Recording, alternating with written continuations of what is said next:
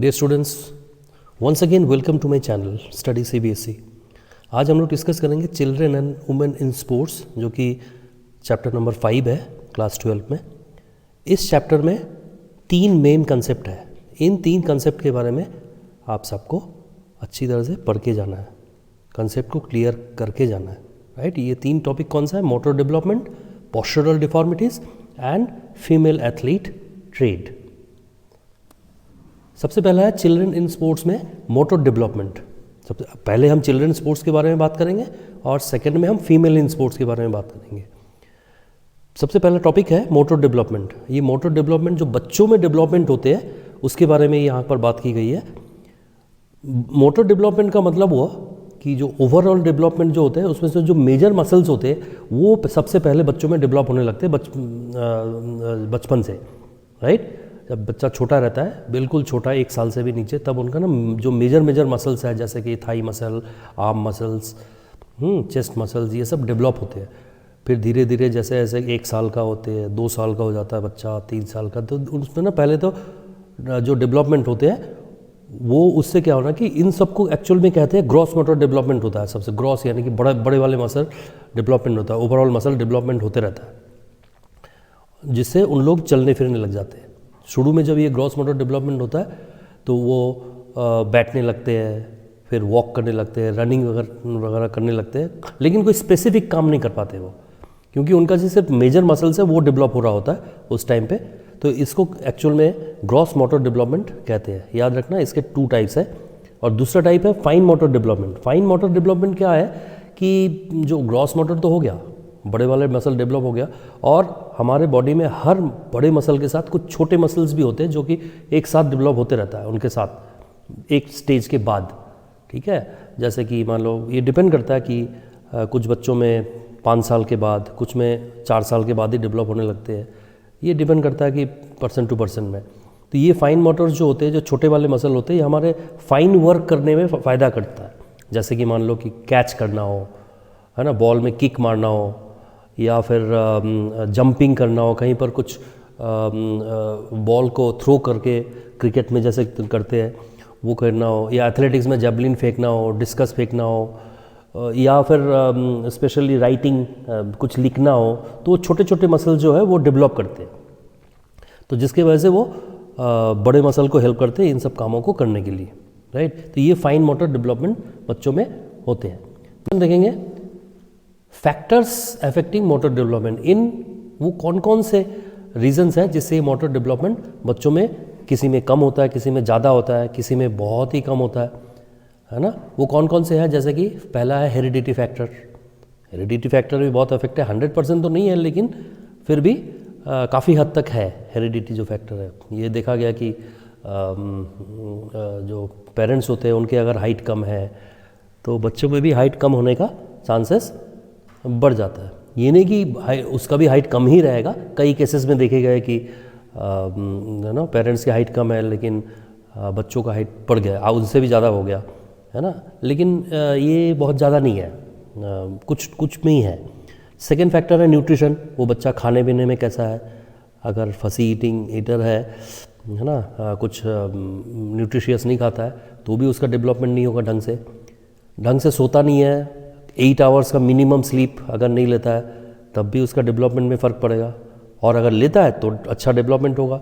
Immunisation मतलब हो गया कि बचपन से, जैसे ना छोटे बच्चों से लेकर 18-19 साल तक, ऐसा तो 21 साल तक होता है कि उनके ना टाइम टू टाइम कुछ इंजेक्शंस दिए जाते हैं, जैसे कि पोलियो का इंजेक्शन और बहुत सारे ऐसे इंजेक्शंस है, या फिर उनको ड्रॉप दे देते हैं अगर इंजेक्शन नहीं हो तो ये टाइम टू टाइम अगर किसी बच्चे ने लिया हुआ है तो उसका ग्रोथ अच्छा होगा, और अगर नहीं हुआ है तो उसका ग्रोथ ढंग से नहीं होगा। ऐसा भी हो सकता है कि वो फिजिकली तो बड़ा हो गया लेकिन उसका मेंटल ग्रोथ नहीं हुआ ढंग से, है ना। काफ़ी बार ऐसा भी देखा गया कि बच्चे लंबे तो हो गए एकदम, है ना, देखने में बहुत बड़े हो गए, लेकिन उसका माइंड जो है बिल्कुल बच्चों जैसा ही रह गया।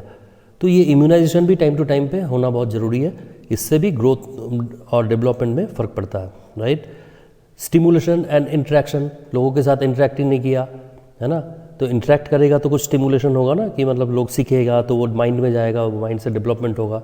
वो हर समय घर पे ही बैठे रहना और किसी से मिलना जुलना भी नहीं, अपॉर्चुनिटीज़, उनको अगर ढंग से अपॉर्चुनिटीज़ नहीं मिला, मान लो कहीं पार्टिसिपेशन करने का या किसी के साथ बातचीत करने का अपॉर्चुनिटीज़ अगर नहीं मिला तो डेवलपमेंट में फ़र्क पड़ता है। कुछ प्रॉपर तरीके से ट्रेनिंग मिलना भी बहुत ज़रूरी है। अगर वो नहीं मिला टाइम से, कुछ फिज़िकल ट्रेनिंग हो गया, कुछ प्रैक्टिस, किसी चीज़ के लिए प्रैक्टिस किया तो ठीक है, नहीं किया तो डेवलपमेंट में फ़र्क। कुछ रिक्रिएशनल एक्टिविटीज़ कुछ है नहीं, जैसे कि मान लो कई बच्चे ऐसे रहते हैं जो उसके घर के आसपास कोई खेलने का जगह ही नहीं है ना। वो चाहता तो है बच्चा कुछ करे, लेकिन ना तो खेलने का जगह है और ना ही उसके साथ खेलने वाला है कोई। तो रिक्रिएशनल एक्टिविटीज़ भी बहुत फर्क करता है मोटर डेवलपमेंट में। नेक्स्ट इज़ एजुकेशन, जिसमें कि लर्निंग और प्रोडक्टिविटी है, कि यानी कि एजुकेट कितना हो रहा है वो, उसके आसपास के लोग जो है उसको सिखाने वाले कितने हैं, उसके घर के पेरेंट्स कितना सिखा रहे हैं उसको, क्या करना चाहिए क्या नहीं, है ना, जिससे कि उसका प्रोडक्टिविटी ढंग से हो, बढ़ना रुक जाएगी प्रोडक्टिविटी। फिर जेंडर, यानी कि ये देखा गया कि लड़के थोड़ा सा ज़्यादा लड़कियों से तेज़ बढ़ते हैं, लेकिन लड़कियों का हाइट बहुत जल्दी जल्दी बढ़ता है, जैसे कि 12-13 साल तक। उसके बाद लड़के फिर आगे बढ़ने लग जाते हैं, ठीक है ना। जेंडर डिफ़िकल्टी भी, डिफरेंस भी है काफ़ी, जो कि मोटर डेवलपमेंट में फ़र्क होता है। पोस्चरल डिफॉर्मिटीज़, डिफॉर्मिटी अगर हो गया, बॉडी अगर ढंग से नहीं रहा, सीधा बॉडी नहीं रहा, कुछ प्रॉब्लम आ गया बॉडी में, तब भी डेवलपमेंट नहीं होगा प्रॉपरली। सेंसरी इम्पेयरमेंट, यानी कि जो सेंस है, जितने भी सेंसेस है उसका इम्पेयर्ड हो जाना, कि यानी कि जो एक दूसरे के साथ मिलके काम करते हैं, है ना, वो नहीं होना, जिसके वजह से उसका डेवलपमेंट भी सही नहीं है। ओबेसिटी, बहुत ज़्यादा मोटापा आ गया, उसके वजह से डेवलपमेंट नहीं हुआ। सोशल स्किल्स, मतलब सोसाइटी में रहने के लिए जो भी स्किल्स है वो ढंग से नहीं सीखा, किसके साथ क्या करना है, उठना बैठना है कैसे, वो नहीं सीखा, तो फिर वो हर समय ना अपसेट रह के उसका डेवलपमेंट ढंग से नहीं होना। फिर मेंटल हेल्थ, मेंटली वो कितना खुश रहता है हर समय, या मेंटली हर समय दुखी रहता है, इससे भी उसका है ना डेवलपमेंट में बहुत फ़र्क पड़ता है। तो ये सब कुछ फैक्टर्स है जो कि किसी भी बच्चों में मोटर डेवलपमेंट को अफेक्ट करता है। और मोटर डेवलपमेंट मैंने पिछले स्लाइड में भी कहा था कि 2 तरह के होते हैं, एक ग्रॉस मोटर जो मेजर मसल्स को डेवलप करते हैं, और फाइन मोटर जो छोटे मसल्स को डेवलप करते हैं। आगे बढ़ेंगे हम।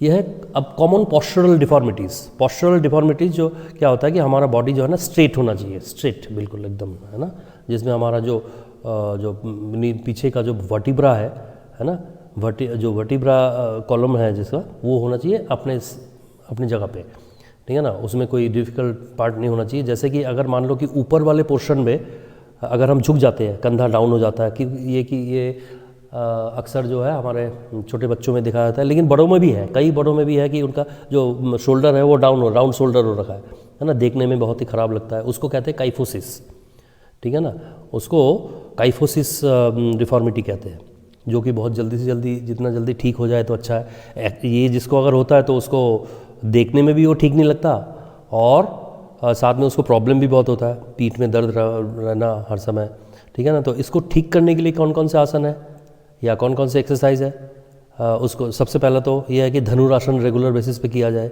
है। उसके बाद bend your head backward in standing position, खड़े होकर ना सिर्फ अपना जो हेड है वो बैकवर्ड, ऊपर पीछे की तरफ झुका के रखना है कुछ देर। तो इससे क्या होगा कि जो शोल्डर है उस पर फर्क पड़ेगा, वो सीधा रखेगा शोल्डर को। रिवर्स सिटअप, पीछे की तरफ सिटअप्स करना है, उल्टा लेट के, है ना, पीछे की तरफ कम से कम 3 सेट्स करना है 10-10 के, ये ज़रूर करें। परफॉर्म भुजंगासन, भुजंगासन जो है ना बहुत इफेक्टिव है और बहुत आसान भी है भुजंगासन को करना, तो इससे काइफोसिस ठीक होगा। और परफॉर्म उष्ट्रासन, उष्ट्रासन भी बैक के लिए बहुत अच्छा है, जो कि काइफोसिस को ठीक करता है। इन करेक्टिव मेजर्स जो है काइफोसिस के लिए, इसको याद रखना है आप सबको, बिल्कुल याद रखना। अगर याद नहीं रखे तो एग्ज़ाम हॉल में जाके प्रॉब्लम हो सकता है कि वहाँ पर अगर क्वेश्चन आ गया कि tell me which asanas are corrective measures for this kyphosis, वहाँ पर फंस सकते हैं आप। इसलिए इन सब के बारे में पढ़ना जरूरी है, कौन कौन से करेक्टिव आसन्स हैं, राइट। अच्छा, नेक्स्ट है लोडोसिस, याद रखना, पहला वाला काइफोसिस था और दूसरा है लोडोसिस। लोडोसिस में क्या होता है कि जो सेंटर पोर्शन है ना, सेंटर पोर्शन में ज़्यादा कर्व हो जाता है। जैसे कि हमारे जो बैक साइड में है, लोअर बैक में एक कर्व होता है ना, वो है नॉर्मल कर्व। लेकिन वो कर्व अगर बहुत ज़्यादा बढ़ गया तो क्या होगा कि पेट हमारा जो है ना आगे की तरफ निकल आता है, ठीक है ना। तो उसको लोडोसिस कहते हैं। याद रखना, इसमें अक्सर बच्चे क्या है कि कंफ्यूज हो जाते हैं। जैसे कि काइफोसिस है, काइफोसिस में शोल्डर लेवल नीचे आता है, लेकिन जो मिड पोर्शन है वो सीधा रहता है। लेकिन लोडोसिस में शोल्डर ठीक रहता है, लेकिन मिडल पोर्शन जो है वो कर्व ज़्यादा हो जाता है, तो जिसकी वजह से वो देखने में भी ठीक नहीं लगता, और उसको जैसे जैसे बड़े होते जाएंगे वो उनको प्रॉब्लम हो जाता है, क्रिएट हो जाता है, उसका पेट है ना अलग से लटकने लगता है सामने की तरफ। तो ये लोडोसिस है। इसको भी करेक्ट करने के कुछ है मेजर्स, जैसे कि फॉरवर्ड बेंडिंग, डेली ये सब आसनास करना चाहिए, जैसे कि फॉरवर्ड बेंडिंग करें, है ना। उसके बाद है alternate toe touching, regular basis में वो करें, रेगुलर बेसिस में, है ना। उसके बाद है पश्चिमोत्तासन करना है। अगर शुरू में बिल्कुल ही हेड को अगर थाइस पे या नीज तक नहीं ले जा पा रहे, तो जितना मैक्सिमम ले जा सकते हैं उतना ले जाके होल्ड करना है, राइट। और उसके बाद सिटअप्स करना है रेगुलर। सिटअप से भी क्या है कि वो जो कर्व बना हुआ है वो धीरे धीरे कम होगा। बहुत अगर एक्सेस कर्व हो गया तो वो धीरे धीरे कम होने लगेगा। और साथ में ये एब्स का एक्सरसाइज तो होता ही है, तो दो फायदे हो जाएंगे इसमें, राइट। याद रखना, पहला काइफोसिस, दूसरा है लोडोसिस। थर्ड है स्कोलियोसिस। स्कोलियोसिस में क्या होता है कि एक साइड की तरफ झुक जाते हैं, है ना। एक साइड में ऐसे सीधा रहता है, उसके बाद एक साइड की तरफ स्कोलियोसिस में झुक जाते हैं, है ना। वर्टिब्रा जो है एक तरफ थोड़ा सा झुका होता है, एक शोल्डर डाउन एक शोल्डर अप, ऐसे हो जाता है। ये देखा गया कि कई बार क्रिकेटरों में भी होता है ना, हॉकी प्लेयरों में भी होता है ऐसा। हाँ, होगा ही कोई ज़रूरी नहीं है, लेकिन अक्सर देखा गया है ना। और या फिर जो बच्चों में बचपन से जो है ना उसका ग्रोथ कुछ इस तरह का हुआ, उसका जो वर्टिब्रल कॉलम है पीछे का वो कुछ इस तरह का हो गया, है ना। तो इसके भी कुछ मेजर्स है जिसको करके हम ठीक कर सकते हैं, है ना। पहला है अर्ध चक्रासन, पीछे की तरफ झुकना है और होल्ड करना है थोड़ी देर के लिए। याद रखना, कभी भी पीछे की तरफ जाना है तो सांस लेके फिर जाना है, और आगे की तरफ झुकने वाला कोई भी आसन करना है तो उसमें सांस छोड़ते हुए, एक लंबी सांस लेके फिर सांस छोड़ते हुए आगे झुकना है और उसको होल्ड करना है। तो उसके बाद है चिनअप्स। चिनअप करोगे तो स्कोलियोसिस का ठीक होने का चांसेस ज़्यादा बढ़ जाते हैं, है ना। नेक्स्ट है ब्रेस्ट स्ट्रोक। जो स्विमिंग में ब्रेस्ट स्ट्रोक होता है, अगर स्विमिंग आती है तो ब्रेस्ट स्ट्रोक सीखने की कोशिश करना चाहिए, और अगर ब्रेस्ट स्ट्रोक को रेगुलर बेसिस पे करें तो लोडोसिस का प्रॉब्लम ठीक हो जाता है, राइट। परफॉर्म त्रिकोण आसन। त्रिकोण आसन जो कि एक लेग्स को स्प्रेड करके एक लेग को टच करना होता है। उसके बाद बिना लेग को बेंड किए हुए एक लेग को टच करना होता है, टोज को। उसके बाद फिर थोड़ी देर होल्ड करके फिर दूसरे टोज को टच करना होता है दूसरे साइड से। फिर ताड़ासन, अपने टोज पे आके जो है ना ऊपर लंबा स्ट्रेच खींचना है अपने बॉडी को, जिससे क्या होता है कि हाइट तो बढ़ता ही बढ़ता है, तो साथ में लोडोसिस स्कोलियोसिस का प्रॉब्लम भी दूर होता है। नेक्स्ट देखेंगे नॉकनी। नॉकनी में क्या, दोनों घुटने जुड़ जाते हैं। अक्सर देखा गया कि ज़्यादातर आजकल के यंग जनरेशन में नॉकनी का प्रॉब्लम है ना। उनके थाइज जो है ना मोटे मोटे होते हैं, और ये थाइज मोटे मोटे होने का रीज़न क्या होता है कि रेगुलर एक्सरसाइज नहीं करना, बहुत ज़्यादा जंक फूड खाना। तो इससे क्या होता है कि जो मिड पोर्शन है बॉडी का वो काफ़ी भारी हो जाता है और उसके साइज़ बढ़ जाते हैं की वजह से, और उनका जो दो नीज़ है वो नीज़ जुड़ जाते हैं। यानी कि याद रखना कि जो दोनों नीज़ है वो जब एक साथ दोनों पैरों को जोड़ोगे तो दोनों नीज़ टच नहीं होने चाहिए, और इवन यहाँ तक कि दोनों थाइज भी जो है वो नी के पास वाला जितना भी एरिया वहाँ टच नहीं होना चाहिए, वहाँ थोड़ा सा गैप हो। अगर ऐसा है तो नॉर्मल है, और अगर ऐसा नहीं है, दोनों नीज जुड़ रहे तो you have knock knee, right. So there are so many causes, those are weakness of muscles and ligaments, overweight, body overweight, है ना। उसके बाद lack of balance diet, lack of vitamin D, तो इन सब के वजह से भी नॉकनी होने का चांसेस ज़्यादा है। तो इनको करेक्ट कैसे करेंगे? एक तो वृक्षासन करेंगे, राइट ना। वृक्षासन करने पर एक दोनों तरफ करेंगे, एक बार राइट साइड से और दूसरी बार लेफ्ट साइड से, थोड़ी देर होल्ड करना है वृक्षासन को कर करके। फिर अकर्ण धनुरासन, है ना, एक इसमें भी सेम वही राइट और लेग होल्ड करना है थोड़े टाइम के लिए। फिर पद्मासन। पद्मासन कईयों को नहीं आते ढंग से, है ना, उसको कोशिश करना है कि दोनों पैरों को ऐसे क्रॉस करके उठा के फिर थोड़ी देर के लिए होल्ड करके बैठना है। शुरू में प्रॉब्लम होगा, लेकिन बाद में धीरे धीरे अगर रेगुलर कर किया जाए तो ये ठीक हो जाएगा। पिलो एक्सरसाइज, दोनों नीज के बीच में पिलो रख के और उसको प्रेस करके रखना है थोड़े टाइम के लिए, ठीक है ना। चाहे वो बैठ के हो, लेट के हो, या खड़े होके भी कर सकते हैं, है ना। तो इन चारों आसनास को और या फिर एक्सरसाइजेस को करने पर हमारे नॉक नी दूर होता है। नेक्स्ट देखेंगे हम, नेक्स्ट है बो लेग। बो लेग में जस्ट ये नॉक नी का उल्टा है। नॉक नी में जैसे दोनों नीज जुड़ जाते हैं, इसमें दोनों नीज बहुत दूर दूर हो जाते हैं, यानी कि एक बहुत बड़ा कर्व बन जाता है, ठीक है ना। ये भी ठीक नहीं है लॉन्ग रन में, है ना। जैसे कि पहले वाला बोला कि नॉक नी, दूसरा ये बो लेग। अगर कभी आप डिफेंस के सिलेक्शन के लिए जाते हैं, वहाँ भी अगर ऐसा हो तो वहाँ सिलेक्शन नहीं होगा, चाहे जितना भी एग्ज़ाम में अच्छी तरह से पास हो जाओ। लेकिन अगर इस तरह के प्रॉब्लम में अगर तुम्हारा बॉडी है तो सिलेक्शन होने का चांसेस कम हो जाते हैं फिर, ठीक है ना ही होगा ही नहीं। बल्कि इनके कुछ करेक्टिव मेजर्स है। कौन सा? अर्ध मत्स्येंद्र आसन, रेगुलर बेसिस में करना है, दोनों तरफ, है ना, दोनों तरफ करना है, लेफ्ट और राइट से। फिर गरुड़ आसन, इसमें भी सेम वही दोनों लेग से करना है, क्योंकि दोनों लेग को अपनी जगह लेके आना है ना, जो कि बाहर दूर हो गया है।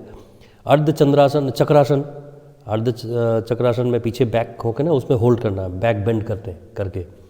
वॉकिंग इनवर्ड, यानी कि दोनों टोस को अंदर की तरफ रख के उसको कुछ देर के लिए वॉक करना है ना। कुछ देर के लिए मतलब अभी जैसे मान लो कि 4-5 मिनट तक वॉक कर लिया, फिर कुछ टाइम बाद फिर वॉक किया, है ना। और इस तरह से रेगुलर बेसिस पे करना है, तो जिससे क्या होगा, बो लेग का कम होने का चांसेस काफ़ी बढ़ जाते हैं, राइट। और उस लास्ट वाला जो करेक्टिव मेथड्स है, जो पोस्चरल डिफॉर्मिटी है, वो है फ्लैट फिट। इसके भी कुछ करेक्टिव मेजर्स है। फ्लैट फिट में क्या है कि जो पैरों के नीचे वाला जो कर्व होता है वो बिल्कुल फ्लैट हो जाता है। तो इसको ठीक करने के लिए कुछ एक्सरसाइजेज है, जैसे कि टेनिस बॉल को रोल करना है पैरों के नीचे रख के, है ना, थोड़ा देर रोल करना है। थोड़ा सा दर्द होगा, लेकिन ये रोल करते करते रेगुलर बेसिस पे करना है। 1-2 दिन करने से नहीं होगा, कम से कम नहीं तो 5-6 महीना लगेगा तुम्हारा इसको डेवलप करने में, राइट। फिर काफ रेस हो गया, है ना, टोस पे आके खड़े रहना तो कुछ टाइम तक। टावल कर्ल हो गया, एक टावल को रख के अपने टोस से ना उसको फोल्ड करना है ना। एक पैर से कुछ देर करना है, एक पैर से एक बार कर लेना है, फिर दूसरे पैर से करना है। फिर क्या करना है कि अगर जब जो फोल्ड कर लिया ना इस तरह से धीरे धीरे एक जगह लेके आए, तो उसको फिर से वापस अपने जगह पे लेके जाना है उसी पैरों से, ठीक है। फिर है टो रेस, इस तरह का टो रेस करके भी फ्लैट फुट को दूर किया जा सकता है। तो ये सब थे कुछ पॉस्चरल डिफॉर्मिटीज़, यानी टोटल 6, ठीक है। 3 है अपर बॉडी का से रिलेटेड और बाकी 3 है लोअर बॉडी से रिलेटेड, याद रखना 6 होते हैं टोटल। आगे देखेंगे, अब हम आते हैं कि वुमेन इन स्पोर्ट्स के बारे में। Sports participation of women in India. तो स्पोर्ट्स वुमेन का जो इंडिया में पार्टिसिपेशन है, बाहर की बात नहीं है, बाहर तो बहुत ज़्यादा है, अच्छा भी है, यहाँ बहुत कम है। इंडिया में वुमेन्स का जो पार्टिसिपेशन है बहुत कम है। उसके क्या क्या रीजंस है? पहला तो है जेंडर इनइक्वालिटी, यानी कि बॉयज़ को ज़्यादा इंपॉर्टेंस दिया जाता है और गर्ल्स को कम, ठीक है ना। नो पेरेंटल इंकरेजमेंट, पेरेंट भी हर जगह इंकरेज नहीं करते हैं लड़कियों को, है ना। शहरों में तो हो जाता है, लेकिन शहरों में भी अभी सारे नहीं, कुछ लिमिट अमाउंट में, जो कि पहले बिल्कुल नहीं था, अब धीरे धीरे डेवलप हो रहा है। फिर कुछ ट्रेडिशनल सोसाइटी में जो प्रॉब्लम्स है कि नहीं, लड़कियों को नहीं करना चाहिए, लड़कियां घर के कामों के लिए बनी हुई है सिर्फ, इस वजह से भी नहीं करते। उनको बचपन से ही उन लड़कियों के दिमाग में डाल दिया जाता है तुम लोग इन सब चीज़ों के लिए नहीं हो, और उसके बाद उनको कम मोटिवेशन मिलता है, कोई इंस्पायर करने वाले भी नहीं होते। लैक ऑफ प्लान्स, लड़कियों के लिए कोई प्लान नहीं होता है। कोई स्पोर्ट्स का अलग से ग्राउंड नहीं है, स्पोर्ट्स गेम भी लड़कियों के लिए नहीं है। ऐसे तो लड़कियां करीब करीब सारे गेम खेल सकते हैं, लेकिन इंडिया में स्पेशली लड़कियों के लिए जो फैसिलिटीज़ है वो कम है। अभी धीरे धीरे जो गवर्नमेंट है वो कर रहा है उनको भी आगे बढ़ाने के लिए। उसके बाद मेल डोमिनेंट कल्चर, लड़कों का और मेल का इम्पोर्टेंस ज़्यादा है ना। तो ये देख लो कि जो लड़कों का, जो मेल का जो क्रिकेट होता है उसका डिमांड ज़्यादा है। लड़कियों का क्रिकेट बहुत कम ही लोग देखने जाते हैं, जो ये पहले तो इतना भी नहीं था, अब है। उसके बाद है less availability of women coaches, women का कोचेस भी नहीं मिलते उनको, बहुत कम लेवल पे है ना। वुमेन्स का कोचिंग के लिए अगर लड़कियां चले भी जाती है कोचिंग सीखने के लिए या फिर किसी इंस्टीट्यूट में, उसके बाद धीरे धीरे वो दूसरे फील्ड में चले जाते हैं, है ना। फिर no independent games facility for women, women's के लिए अलग से कोई फैसिलिटी नहीं होते, उनको फिर वो मेंस के साथ ही जाना होता है, तो इसमें भी वुमेन्स का कुछ प्रॉब्लम हो जाता है, कई वुमेन का। बाकी तो जो मॉडर्न सोसाइटी में ये तो चल जाता है, लेकिन वो कम है। मोर एम्फेसिस ऑन स्टडी, ज़्यादातर स्टडी में ही उनको बोला जाता है कि नहीं पढ़ाई करो, उससे तुम्हारा फ़ायदा होगा, स्पोर्ट्स खेल के कुछ नहीं है। लेस कंपटीशन, उनका लड़कियों का कंपटीशन बहुत ही कम है, बहुत कम है, ठीक है ना। लड़कों में अगर कोई 10 गेम है तो 10 गेम में से एक आध गेम में ही जो है लड़कियों का कंपटीशन है, बाकियों में सिर्फ मेल डोमिनेटेड है।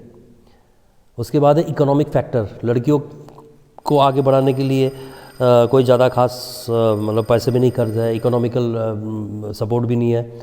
नेक्स्ट है सोशल कस्टम्स एंड राइट्स, है ना। सोसाइटी में रहने के लिए बहुत सारे कस्टम्स है कि लड़कियों को ऐसा करना चाहिए, लड़कियों को शादी करके घर पे रहना होगा, घर का खाना बनाना होगा, ये सब सोशल कस्टम्स है जिसके वजह से लड़कियों को पार्टिसिपेशन नहीं करने दिया जाता। लो हेल्थ कॉन्शियसनेस, लड़कियों में क्या है कि अपने हेल्थ को ठीक रखने का जो एक इच्छा है वो भी कम रहता है, ठीक है ना, कि फिट रहे। वो खाली आर्टिफिशियल चीज़ों से अपने हेल्थ को ठीक रहने की कोशिश करते हैं। लेस मीडिया कवरेज, मीडिया भी लड़कियों का जो मैचेस होते हैं उसको कम कवर करते हैं। लेस स्पेक्टेटर्स, यानी कि जो उनके मैचेस को देखने के लिए भी बहुत कम लोग आते हैं। Lack of incentives and career, उनको जो पैसे मिलते हैं या कुछ इंसेंटिव, उसको अवार्ड्स वगैरह मिलते हैं, वो भी नहीं के बराबर है। और कैरियर ऑप्शन भी कम है लड़कियों का इसमें, ठीक है ना। कुछ है फील्ड है जिसमें लड़कियां कर सकते हैं। तो ये बहुत सारे रीज़न है जिसके वजह से वुमेंस का पार्टिसिपेशन इंडिया में बहुत कम है। लेकिन हाँ, पहले से डेवलप ज़रूर हुआ है, लेकिन फिर भी जिस लेवल पे होना चाहिए वो नहीं है। कुछ शहरों में ही है बच्चे जो लड़कियां जो है आगे बढ़ के कुछ कर रहे हैं, लेकिन ये इसका क्वांटिटी बढ़ाना होगा, है ना। तो इसके लिए वुमेंस को मोटिवेट करना बहुत ज़रूरी है ना। नेक्स्ट हम देखेंगे फीमेल, नेक्स्ट है हमारे फीमेल कुछ एथलेटिक ट्रेड है, ठीक है ना। उसमें जो है 3 पार्ट्स हैं, हाँ। उनके लिए जो है ना स्पेशल कंसिडरेशन किया जाता है वुमेंस के लिए। वो कौन कौन से हैं कि अगर उनको मिनार्चे हो या मेंस्ट्रुअल डिसफंक्शन हो तो उनको कई जगह पर प्रॉब्लम हो जाता है पार्टिसिपेट करने में, या कई बार ऐसा भी होता है कि वो चाहकर भी पार्टिसिपेट नहीं कर पाते। मिनार्चे क्या है, तो उनका जो मेंस्ट्रुअल साइकिल का जो शुरुआत है उसको मिनार्चे कहते हैं, है ना, जिसमें उनका ब्लीडिंग होता है फीमेल में। तो उस वजह से भी वुमेंस पार्टिसिपेशन कम होता है ना, कि उन लोग पहले से ही सोच लेते नहीं अगर इस सिचुएशन में जब होगा तब मैं क्या करूँगे, तो वो मेंटली डिमोरलाइज हो जाते हैं, ठीक है। और ये जब होता है मिनार्चे, तब उनमें ना बहुत सारे चेंजेस आने लग जाते हैं, फिजियोलॉजिकल एनाटॉमिकल चेंजेस, है ना। जैसे उनका वेट बढ़ जाना बॉडी का, सिक्रेशन ऑफ एस्ट्रोजन जो है लड़कियों में होता है, और लड़कों का कौन सा होता है हार्मोन, वो है टेस्टोस्टेरोन, और लड़कियों में होता है एस्ट्रोजन, वो ज़्यादा होने लग जाते हैं, है ना। हाइट भी बढ़ता है लड़कियों में, हाँ। पेल्विक रीजन जो है ना, कमर वाला रीजन, वो ब्रॉड होने लगता है। तो ये होता है जब मेंस्ट्रुअल साइकिल का प्रॉब्लम शुरू होता है ना। प्रॉब्लम तो नहीं है, लेकिन ये एक नेचुरल फिनोमेना है। तो इस वजह से भी कई लड़कियों का पार्टिसिपेशन कम रहते हैं, और या फिर कम अगर नहीं भी हो तो कम से कम इफेक्ट तो होता ही है उनके परफॉर्मेंस में। ज़्यादातर देखा गया कि 12 से 14 साल के बीच में ये जो प्रोसेस है ये शुरू होता है, ठीक है ना। उसके बाद मेंस्ट्रुअल डिसफंक्शन, दोनों में फ़र्क है, अगर क्वेश्चन आए तो दोनों में फ़र्क है। वो पहला स्टेज है, और मेंस्ट्रुअल डिसफंक्शन ये ऐसा होता है कि मान लो जैसे कि ये जो मेंस्ट्रुएशन का साइकिल है वो ढंग से नहीं होना, कई 2-3 महीना हो गया अभी भी नहीं होना, या फिर कंटिन्यू होते रहना, तो टाइम से नहीं होना, ये मेंस्ट्रुअल डिसफंक्शन है लड़कियों का। नेक्स्ट है जो फीमेल एथलेटिक ट्रेड है, उसमें एक्चुअली 3 प्रॉब्लम्स है लड़कियों में, है ना, और जो कि ज़्यादातर देखा गया कि उनके खुद की गलती से भी होता है। पहला है ऑस्टियोपोरोसिस, जिसमें कि वीक बोन हो जाता है, उनके जो बोन है लड़कियों में खासकर देखा गया कि जो उनका जो बोन डेंसिटी कम होता है, जिसकी वजह से उनका जो बोन्स है वो डेवलप कम होते हैं और वीक हो जाते हैं, और फिर वो खाते भी कम है, ठीक है ना, जो कि दूध वगैरह कम पीते हैं वो, तो जिसकी वजह से ये ऑस्टियोपोरोसिस का वुमेंस में प्रॉब्लम बहुत ज़्यादा होता है। एमेनोरिया क्या है, it's absence of menstrual cycle, menstrual cycle काफ़ी टाइम से हो ही नहीं रहा है ना, तो ये इसको कहेंगे एमेनोरिया, है ना। इसमें अगर MCQ आ गए तो ये ध्यान से ये देखना, ठीक है ना, कि मेंस्ट्रुअल डिसफंक्शन में जो कहा था वो एमेनोरिया कहते हैं उसको, ठीक है। Amenorrhoea also refers to the absence of menstrual in someone who has not had a period by the age of 15, कई बार ऐसा भी दिखा कि 15 साल उम्र हो गया लेकिन अभी भी ये वाला स्टेज आया नहीं है, वो उसके लिए भी एमेनोरिया है, राइट। लास्ट वाला है ईटिंग डिसऑर्डर। कई लड़कियां क्या करते हैं कि अपने वेट को कम करने के लिए गलत तरीका अपनाते हैं। हाँ, तो वो 2 तरीका अपनाते हैं जनरली देखा गया कि पहला है एनोरेक्सिया नर्वोसा, जो कि एक ईटिंग डिसऑर्डर है which causes people to obsess about weight and what they eat. वो क्या खा रहे हैं और अपने वेट के प्रति बहुत ज़्यादा कॉन्शियस हो जाते हैं, है ना। कुछ भी खाने के पहले या कुछ भी करने के पहले वो 10 बार सोचते हैं क्या करूँ या नहीं करूँ। हाँ, उसके बाद फिर इसकी वजह से क्या है कि वो बहुत वीक होने लग जाते हैं, ठीक है ना। बुलिमिया नर्वोसा दूसरा है। बुलिमिया नर्वोसा में क्या करता है कि उन लोग खाने के लिए भूख खा तो लेते हैं, भूख ताकि मिट जाए, उसके बाद ना वो वॉमिट कर देते हैं, ताकि वो सोचते हैं कि वो खाना अगर बॉडी में रहेगा तो वो उनका बॉडी वेट बढ़ जाएगा, ठीक है ना। तो ये कुछ गलत धारणाएं हैं। ये इन दोनों क्वेश्चन, दोनों जो पॉइंट है इसके ऊपर भी बहुत सारे क्वेश्चन आते हैं, कई बार आए हुए हैं, तो इन सबको ध्यान से देख के जाना है। तो ये है प्रॉपर और टोटल मतलब तुम्हारे इस चैप्टर के बारे में सब कुछ है। तो इसके अलावा और बहुत कुछ है, जब बुक में पढ़ोगे तो इसके अलावा भी इन्हीं सब चीज़ों को डिटेल्स में लिखा हुआ है, लेकिन मैंने जितना अभी बताया उनको अगर तुम ध्यान से सुन लो और मतलब ध्यान से देख लो बुक में एक बार फाइनली, तो कहीं से भी क्वेश्चन कर सकते हो, राइट। तो इसके बाद हम दूसरे चैप्टर के लिए मिलेंगे। Thank you for watching this. Dear students, thank you for watching. इस चैप्टर के ऊपर जो MCQs है उसके लिए आपको मेरा वेबसाइट पे जाना होगा, जिसका लिंक मैंने नीचे दिया हुआ है। उस साइट में आपको 100 के आसपास क्वेश्चंस मिल जाएंगे MCQ के, उसको ज़रूर देख के जाए। लेकिन साथ में इस वीडियो को बार बार देख ले ताकि कंसेप्ट क्लियर हो जाए और वहाँ पर जाके किसी भी क्वेश्चन में प्रॉब्लम ना हो, राइट। सब्सक्राइब ज़रूर करना, लाइक ज़रूर करना और शेयर ज़रूर करना। Thank you, see you again.